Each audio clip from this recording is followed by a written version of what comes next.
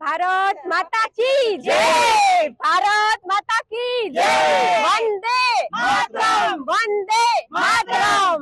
મારું નામ હીરવાબેન સંજયભાઈ જાવિયા છે। હું વોર્ડ નંબર 1 ના ઉમેદવાર છું। અમને ચારેયને ભાજપની સરસ લીડ મળી છે। અમે બધા જ કાર્યકર્તાનો ખૂબ ખૂબ આભાર માનીએ છીએ। ભાજપ સંગઠનના બધા જે પ્રમુખો છે, જે અગ્રણીઓ છે, એનો બધાનો હું ખૂબ ખૂબ આભાર માનું છું। અમને ખૂબ જ જંગી બહુમતીથી જીતાડવા માટે હું બધાનો ખૂબ ખૂબ આભાર માનું છું। મારું નામ મિત્તલ હિરેનભાઈ ખાટ છે। હું વોર્ડ નંબર 3 માંથી ચૂંટાયેલી છું અને મારે સૌથી અત્યારે ચાર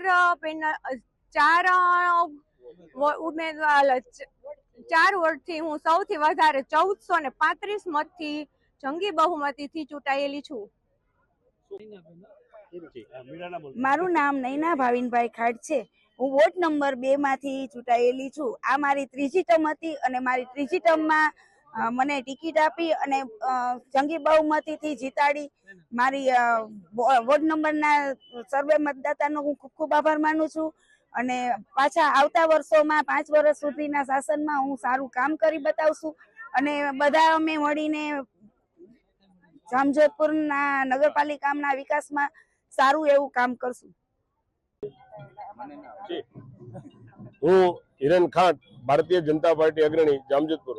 આજરોજ જામજોધપુર નગરપાલિકાની સામાન્ય ચૂંટણીની અંદર અત્યાર સુધી ગણાયેલા 4 વોર્ડ પૈકી 16 સીટો ભારતીય જનતા પાર્ટીના ઉમેદવારો બહુ જંગી બહુમતીથી જીતા છે।